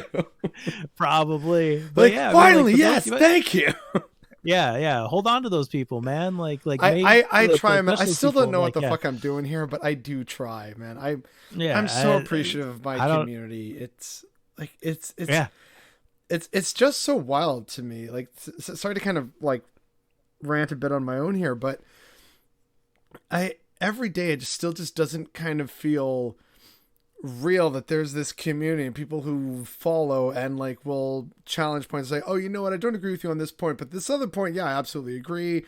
Or, yeah, thank you so much for this. Or, oh yeah, I didn't know about this, I've learned so much from your channel. Like these are real people, and it's a real like small but hopefully continuing to grow community. And I know that I see some people comment a lot and some just kind of come and go. Others don't seem to comment anymore. I hope they're doing well, but like it's still just so real to me that like this all started out of just a need to vent about so many things early on in the pandemic. And now I actually have this little community that can help spread the word and help raise money for mutual aid society. Like it's all so incredible, but it just doesn't feel real. It's almost like a weird dream or like a fugue state, and I'm just here like, is any of this real? Am I talking to you? Is even this real? Like, what the fuck? Just like, I would say just hold on to that energy and make it and let it keep you humble, like that's because like like I've always encouraged my community, especially those people who were more like hoorah militant, like with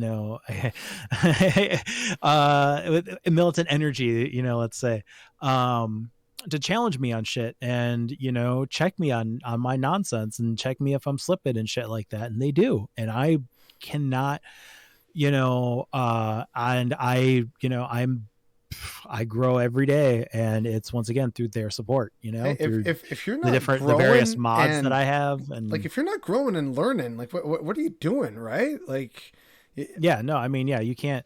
Yeah, if you do that, you're just. Oh, never mind. I don't want to say it because you're probably gonna have people on. yeah, there you go.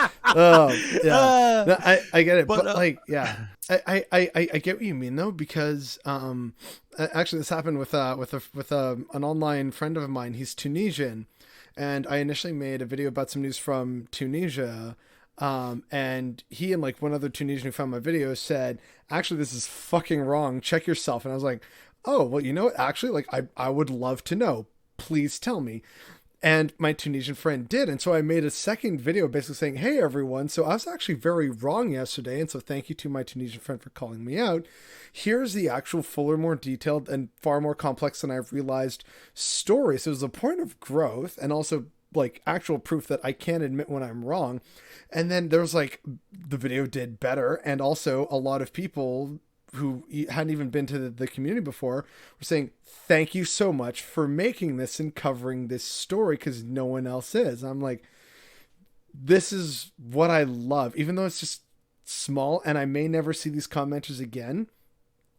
It's that, that no, little bit of hope of like, thank you for telling our story, because no one else does. mm-hmm.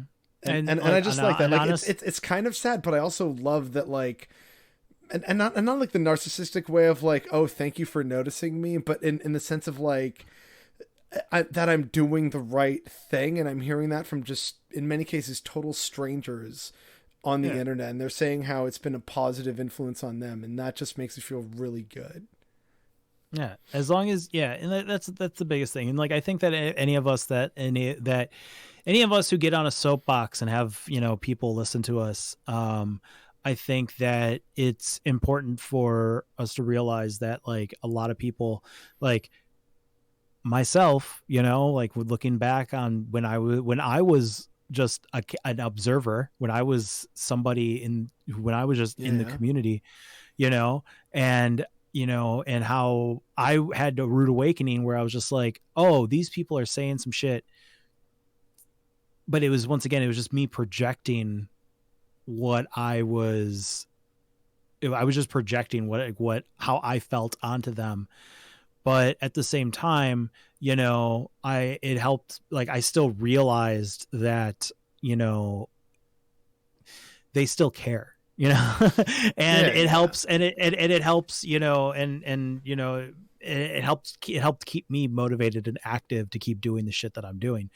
And building a community to, and really taking what they're telling you to heart, is something that, just keep doing that, man. Like, you just gotta just let it keep you, make sure it keeps you humble, and make sure that,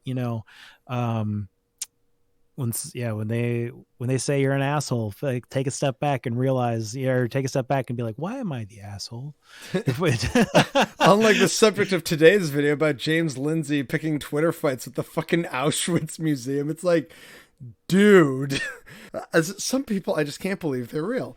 But another question I have for you that, like, we've kind of not exactly danced around, but like, we just sort of keep coming back to certain elements of it, but we haven't asked it directly. What was it that actually, or who was it rather, who radicalized you to become like this, like, hardcore, outspoken leftist and activist? My son. Really? Yeah. So when it finally, like, clicked in my head that, like, we're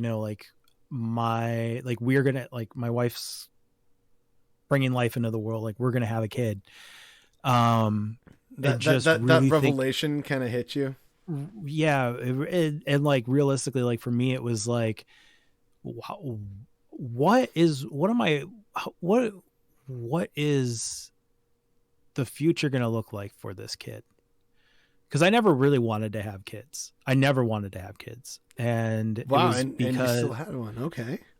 I mean, my partner and I, we've been together, like we met when we were like 12 and 13 years old respectively, and we've been Wow. dating since I was a sophomore in high school. So like we've been together for fucking ever. I'm 33 now, so like we've technically been alive, or we've been together longer in our lives than we have actually been apart. Like so Wow, that's impressive, dude. so yeah, so like, you know, we were having a kid, and you know, being like watching, you know, like I said, BreadTube and all that stuff.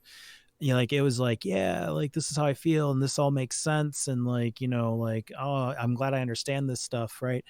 But I didn't really, wasn't taking it like super serious. And then in combination of educating myself on this stuff and being like, okay, climate change is shitty, you know, inequality is, you know, fucking, it's getting worse. Trump became president, like all of these things, you know, it was like, what kind of, do I want to look at my son, you know, 20 years down the line and be like, yeah, your turn, you do something with it, in the same way that like all of our parents did?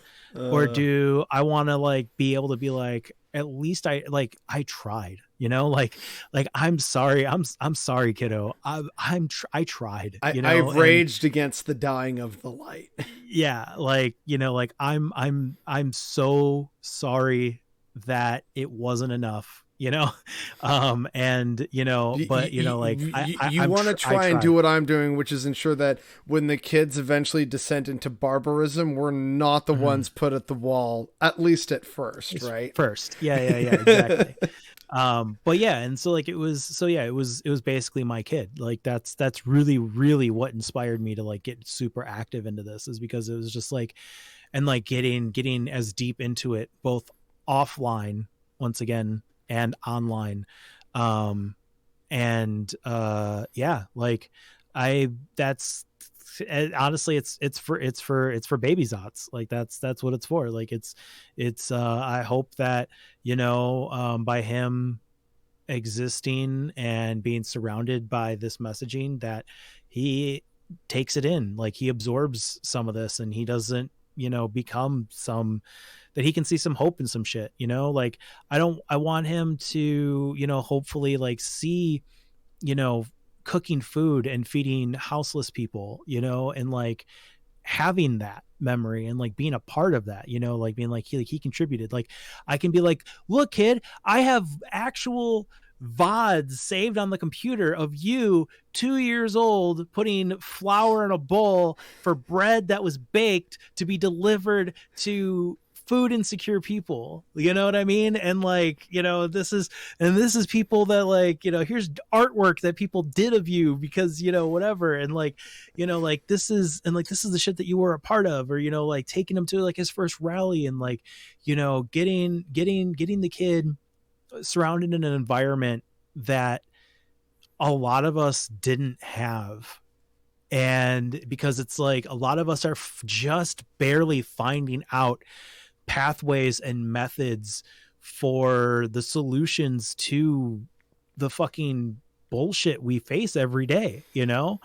And hopefully I can help create an environment where my kid has some, you know, can at least see entrances to the pathways of, you know, of answers, you know, of like solutions and shit like that, you know, that's and so yeah, like who knows what the that's future it. may hold in terms of technological developments or new societal changes. And so maybe the young people come up with some new idea that really works or gains traction or something. Like you never know what happens. Like you've kind of touched on this before with how, like, you know, with the IWW, and hey, look, I'm kind of online, I can do this thing, and like, okay, yeah, that's nice. To kind of dismiss it out of hand, but it proved to be a very useful and relevant tool to aid in the material benefit of your local IWW chapter. So, you know, there may be things that happen in the future, or things we're not looking at or realizing just now. Maybe we'll find out in a year or two. Like, who knows what the future holds, right? Yeah. I mean, I hope I plan for the worst and hope for the best, you know, and all I can do is Words to fucking live by, man. That's what I do. Yeah, and all I can do is try to like, hopefully, like I said, just I'm doing it for my kid. And I really started taking this, let me put it this way. I started taking it seriously for my kid. And, and like, that's still like part of like the core of like why I do this. Um, both the stuff online and the stuff offline. Um, but I will say that a lot of the things that just keep me from like just abandoning, like getting frustrated with the online political discourse shit that's going on, right? That we, for those of us who are exist in this space, getting frustrated and not just fucking being like, yo, fuck you all, writing a manifesto, just like dumping a bunch of fucking backroom secrets, dumping Discord logs, doing all this fucking shit, and just telling a bunch of people and then just piecing out. Like, like it's just like, no, I can still, there's still utility in this. And I still believe in, I still believe in online activism, and I still see the merits of it. And there are people who don't have any other way to be active, except for online, and or like by using the internet or being inside certain communities and stuff like that, whether it's through Discord or Twitch or YouTube, what have you. These, I'm very fortunate that I have a space where a lot of individuals can come together and talk about how to make things better with each other, that they wouldn't have had an opportunity to do so in their community, or because they don't necessarily even have like a stable home, and the internet is the only time that they can actually like reach out and talk to people without fear of being kicked out of their house because they're a dirty commie, and or because they're gay or trans or something like that. Like I know plenty of people who are out online, but they're very much in the closet in real life. Yeah, it's like, yeah, no, I definitely understand that. Like it's yeah, so it's, I just so it's me leaving. I remember. Oh boy, So story time. Okay, so when I was at like my point of like peak frustration, and I was just like, what the fuck? Why am I doing this anymore? Like, I have a full-time job, my wife misses me, like her and I haven't been able to like see each other, because when I come home from work, I'm on stream. When I'm not and when I'm not streaming, I'm reading a book, or like I'm trying to like type something up, or like I'm whatever it is. And I make time for my son, but I don't make time for her. And then it's like all, and then like trying to juggle at the time like organizing my workplace and doing all these things.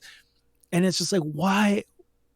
And then like watching fucking Twitch politics like circle itself down the fucking drain, and like watching like content creators on YouTube just fly off the fucking rails, and like watching people like start orbiting around some of the most like least productive parts of this space. And I'm just like, this isn't for me, fuck this. Like, I'm fucking done. Right.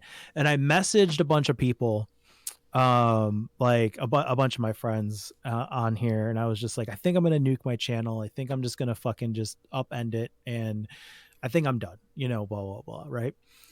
And a lot of them were like, yeah, I get it, I'm kind of in the same headspace. And like I got other messages that were just like, like, do you, but I honestly think that you still provide like a voice or a message of that still needs to be heard, blah blah blah. And then like none of those hit, right?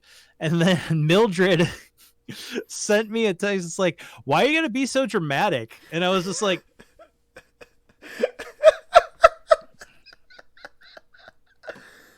Oh, Okay. All right. All right. Okay. So like that called out called by the called thought out. slime.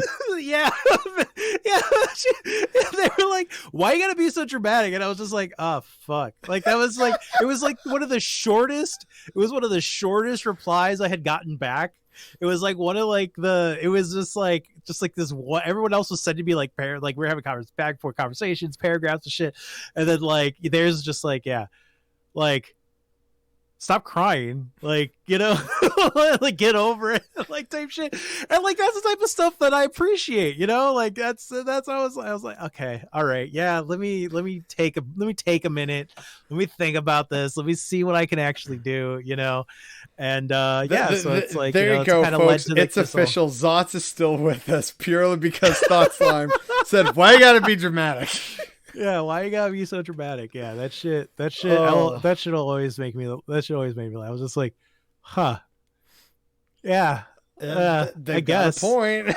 Yeah. It was like, yeah, I Yeah, guess. it's like you Yeah. got me there. Yeah. So and then I ended up restructuring to like what I'm doing now, or what I'm trying to do now, you know. And you know, I'm making mistakes, and I'm learning, and I'm doing stuff. And the community's been really supportive of this new transition. Which And is great. I'm just hoping more and more people kind of like jive with it, and, you know, get involved with it, and um, just get inspired to, like, you know, bake some fucking cookies, and like, you know, just Bake some cookies. go Start a out. veggie patch. Go outside. Touch grass. Yeah. I mean, yeah, I mean, yeah, just do something, like, you know, like it's, or, you know, like, I don't even know, like, I don't want to say like, because like I'm also a huge proponent of, like, once again, like there's a lot of stuff, and I definitely respect people who like were like their ability for activism, for whatever the reason, whether it be disability or safety reasons, whatever, has to be online. Yo, I like, that's legit. That's still valid. And there are ways that you can still contribute to Thank you change. for doing what you can, right?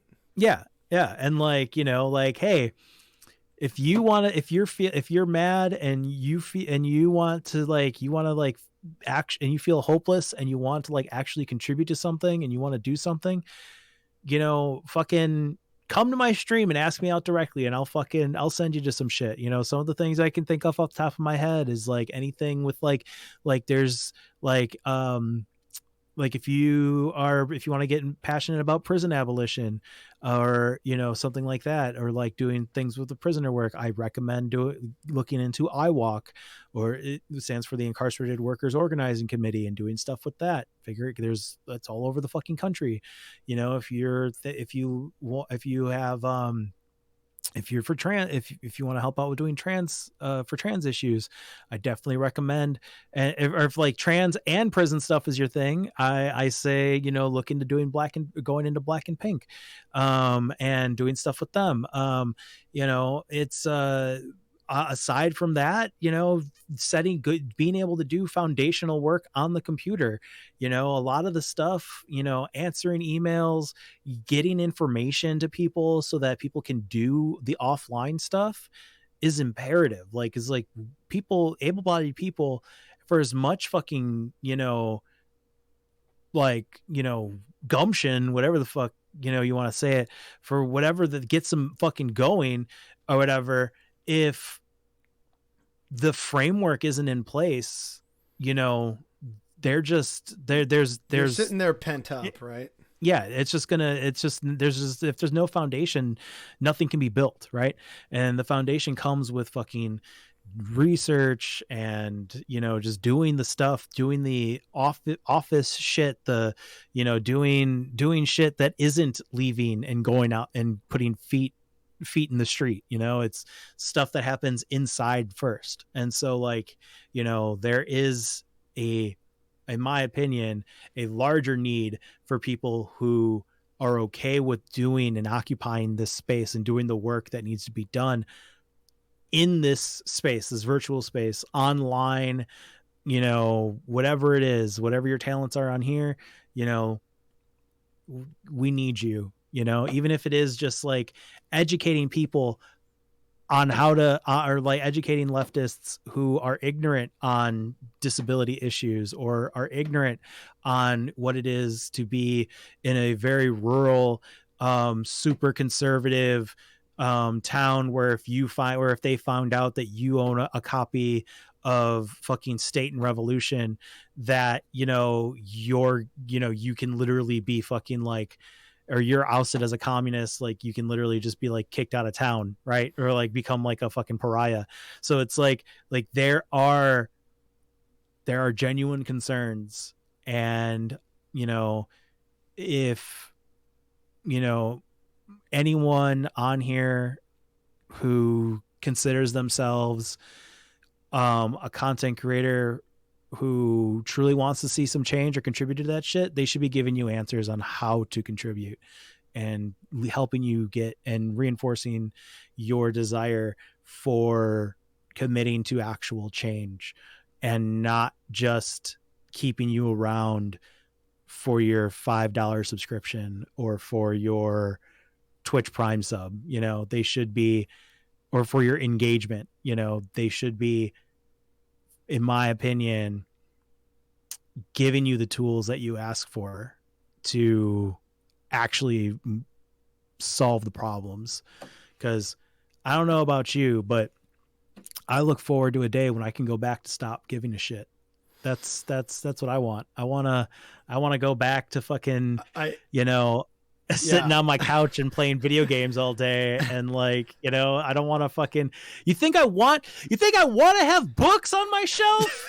I got books. I like books. I like books. Reading. I don't want to fucking reading a book. Fine, give me your books. Jesus Christ. I'm fucking dyslexic. This shit sucks. Yeah, fine. I'll come down to Milwaukee and grab them from you. But no, like I mean, I'm just saying, you know, like I have to read. You know, it's just like I get it. Like basically pre-pandemic, my reading list was, oh yeah, here's these like older books that I really wanted to get through, including some of the Russian greats. I want to read more Dostoevsky and Chekhov and stuff. And then like 2020 was like, I need to read up on like my theory and leftist thought and why America's collapsing and neoliberalism and imperialism. So like it was a very dark year and a half of reading. Worthwhile though. I read some very good books.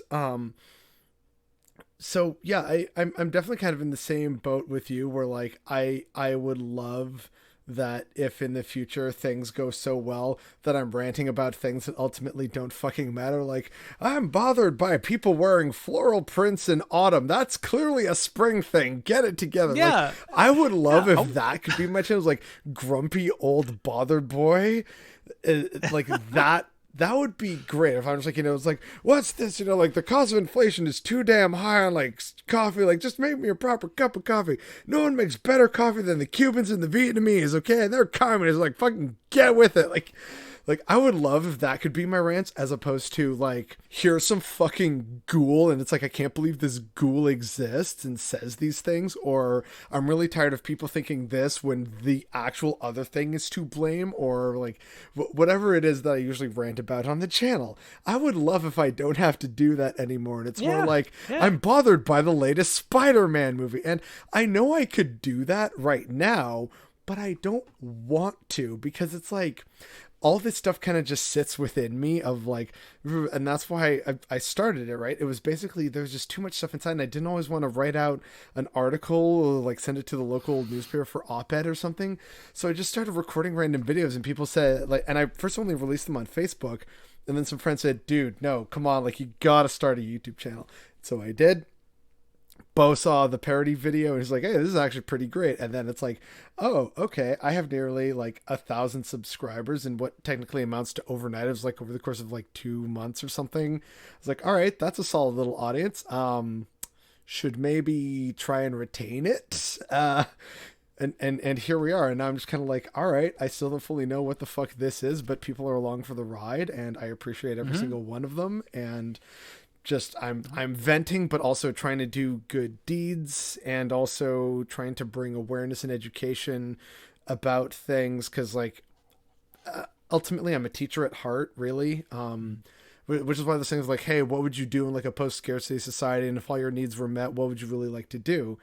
I'd love to be a teacher. I'd love to teach kids about like not just, language, sociology, the humanities. I'd love to teach them about history, because history to me is very important, and it provides a lot of clues and context for why the current world is the way it is. And it's why I really dislike when people make, like, I don't even want to call it historic revisionism, but just like historical ignorance. And we see that a lot, especially here in Canada. I know it's very common everywhere else, but like really our national mythos is such fucking bullshit, and I can prove it historically.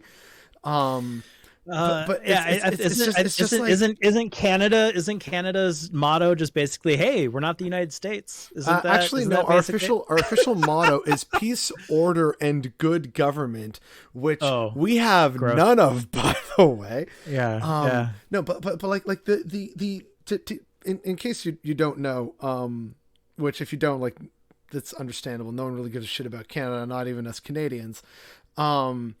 The idea of our founding is, you know what? They came together with the vision to secure the rest of British North America from like it's whatever they want it to be. So American expansion, or in the interest of like literally just in the interest of serving empire. Like there's some really weird, stupid stuff. But we try and make it about, we all realized we were stronger together. And I'm like, it was imperialism. It was just absolute imperialism. They wanted to secure half of the continent for British imperial ambitions. That's literally what it was. And people try and make like some of these people and historic events into like, oh yeah, this was actually really great. I'm like, it really wasn't. It had to do with this stuff. And like, we never talk about what leads up to what we call Confederation, which is the birth of Canada in 1867. We all know it. We know the date. We fucking celebrate it every year on July the 1st. And we know like our first prime minister and like some of the more important ones after that. But how we get to that point, nearly everyone in Canada is super ignorant about what leads to the colonial settler state of Canada. And it's actually a fascinating story. Like if you just look at it historically, people say, oh, history's boring. Canadian history is so dull and boring. Y'all were taught wrong, because I had some amazing history teachers that pointed out how just terrible some of this stuff was. We do not talk about or acknowledge the 200-year history of slavery in British North America before it became Canada, because, you see, technically it ended before Canada became a thing. So Canada's never had slavery. Wink. Like, it's so fucking bad. But it also explains so much about why certain things happened the way they did. And this is one of the things I do talk about at length, of just like trying to clear this up of, I'm bothered by historical ignorance about Canada. So here's like my, at this point, like 50 different fucking videos on it. I've even covered French imperialism in West Africa. Like, so, that for me is something that's very important, just to try and also like educate people, but also give them some elements of hope. Like in the wake of the Rittenhouse ruling, I was like, so, I know we're all feeling a little dejected, and I'm not going to take that away from people. It's good to kind of feel these things, the highs and the lows, but bigger picture, we are still making gains. Here's some gains you may not have heard of in the past, like just trying to do these things where I feel it might be appropriate or relevant. But overall, I know it doesn't make for an entirely cohesive channel. It's not like, I talk about one thing and one thing only. Your channel's your perspective, and I think, and it's about creating a conversation. My channel is my rants. Like that's what it is. And it's for creating conversation. Yeah. No, I dig it. I think it's good. I mean, honestly, just making making something that somebody else can like feel relief that they're not the only ones thinking that, you know what I mean, it's such a good feeling, is good, so I think I think you're doing good. I think you're doing great. Thank you. Just keep don't be afraid of just like asking people to like come on and interacting with us, because we're all just nerds here. We're all just trying to figure this shit out, and we're all just trying to make the best of a worst case scenario. But yeah, I mean, I agree, and I think that's actually a pretty good point to end it on. Actually, we've been at this for nearly 2 hours. Final fun question: which rich person do we eat first? I don't know. Are there any rich Canadian Mormons? No, but if you want to, if you want to be delightfully ironic, one of the wealthiest people in Canada is a guy who runs a grocery chain. It's the Weston family. So like in Canada, it would be deliciously ironic if we ate Galen Weston first. So there, yeah. I would say that like, yeah, I mean, like I wouldn't want. So like I'm trained as a chef. Like I cook. The whole thing is food. So like, so for me, I'm thinking like, who would I want to eat and why? Like, hey, I'm telling you, like any chef worth their salt, has thought about this question at least once or twice. I swear. Getting some real dark chef territory here. Yeah. Like, hey, there's a reason there's a reason why they call it long pig, there's tastes like pork. But yeah I would say I mean any I would say, here's the thing, I'm not going to say a particular person, but if they fall within the range of like 30 to I'd say 25 to 35, maybe 25 to 40. I feel like 50, it would get that's too old. You would want them to like not be super fit, but you want like a nice marbling on that. You know what I'm saying? So whatever billionaire falls within that range, that will work up. We'll work down from there. You know what? When the revolution comes, we're definitely coming to you first. Like, all right, so in what's the Wagyu beef of the rich? Yeah, that's what I'm talking about. Yeah, I mean, I don't want to do like you think about like a billionaire from the 80s who's like their body is just like, or a billionaire that made their wealth from like the early 80s into the 90s and stuff. Their whole body is just like jacked up from fucking like all the drugs and just debauchery they've gotten up to, like it's like, so and then you take a bite of them and you get a residual cocaine high. Well, yeah, or just like all the fucking money they pumped into themselves to just keep them going, so they can just keep doing like, just be like perpetual villains into their fucking like 90s and shit like that. All the mysterious rich people fucking treatments and shit that they get that we can't afford. Like, yeah, like that type of shit. Yeah. Like I don't want to, like, you don't really want to eat that, right? Like I want to keep it. There's a range, not necessarily a particular person. If we're gonna eat them, you said eat. Yeah, you said eat. I know. So like that's what I'm giving you. Yeah. Okay. No. You know what? I appreciate it. And with that, I think we're done here.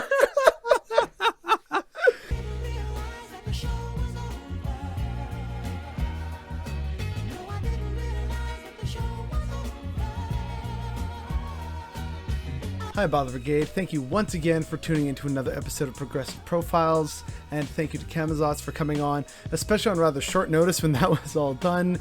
And as you can see by the rundown in this video, we had a lot to talk about, but I hope everyone enjoyed. Please let me know your thoughts or your favorite parts in the comment section down below. And once again, if you want to show support for me and this channel and this project, there's a Patreon which you can support. And if you think other people should watch this, then yeah, feel free to like and share it around if that's something you feel like doing.